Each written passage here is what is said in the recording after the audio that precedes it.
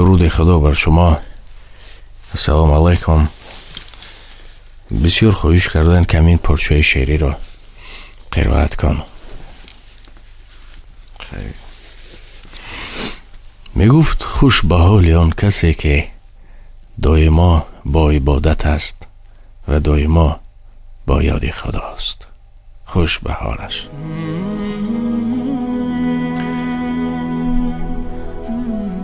گنجینه در این عالم ویرانه نماز است.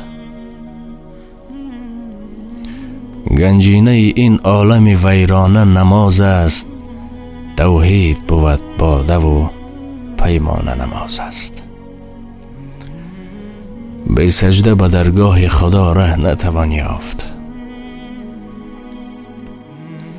به سجده به درگاه خدا ره نتوان یافت.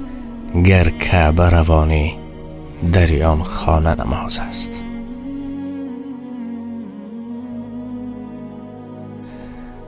این بار عظیم است که بر کوه گران است. این یک وظیفه بود که برای کوه گرانی کرد، وزنینی کرد. کوه عظیم بزرگ، اما انسان به ذمه گرفت. این بار عظیم است که بر کوه گران است. این نور درون دل عشاق نهان است. عشاق عاشق. غافل چوز تعظیم خدای تو چی دانی؟ غافل چوز تعظیم خدای تو چی دانی؟ یک سجده آگه بهای دو جهان است.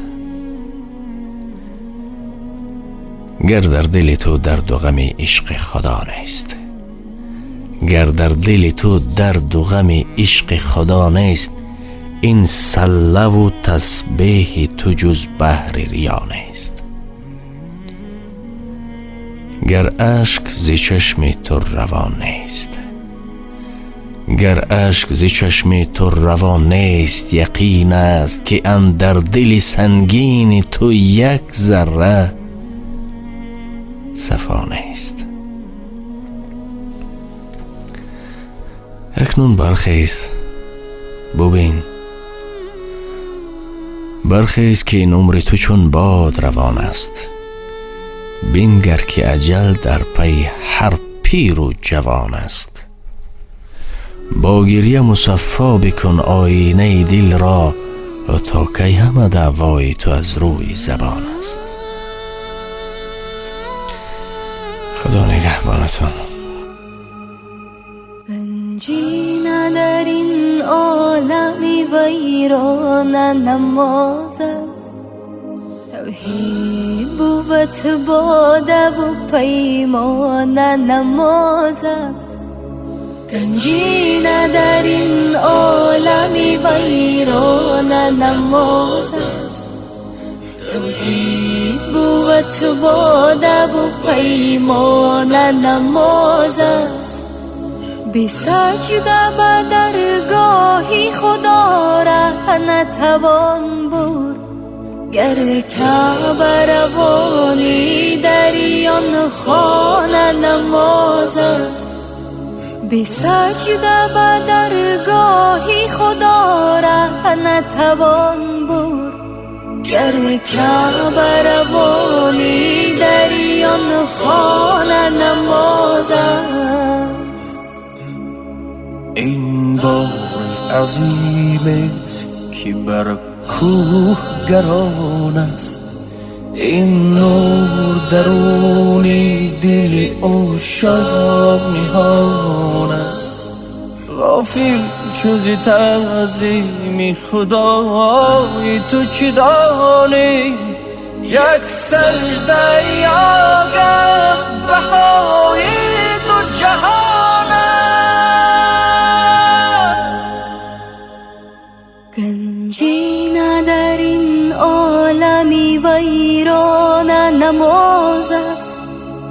توحید بود باده و پیمان نماز است.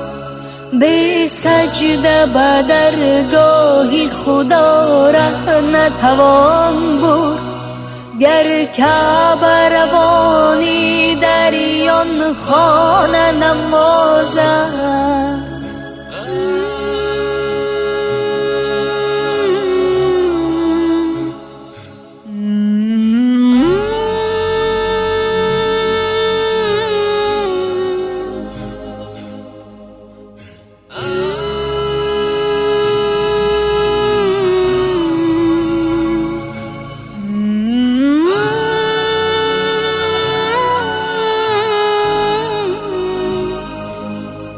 گر در دلی تو درد و غمی عشق خدا نیست، این سله و تسبیح تو جز بحر ریا نیست.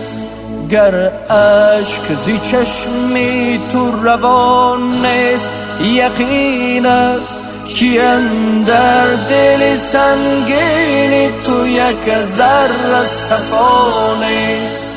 برخیز که این عمر تو چون باغ روان است، بینگر که اجل در پی هر پیر و جوان است. با گریه مصفا بکن آینه دل را، تا کی هم دوای تو از روی زبان است. برخیز که این عمر تو چون با روان است، بینگر که اجل در پی هر پیر و جوان است. با گریه مصفا بکن آینه دل را، تا کی هم دوای تو از روی زبان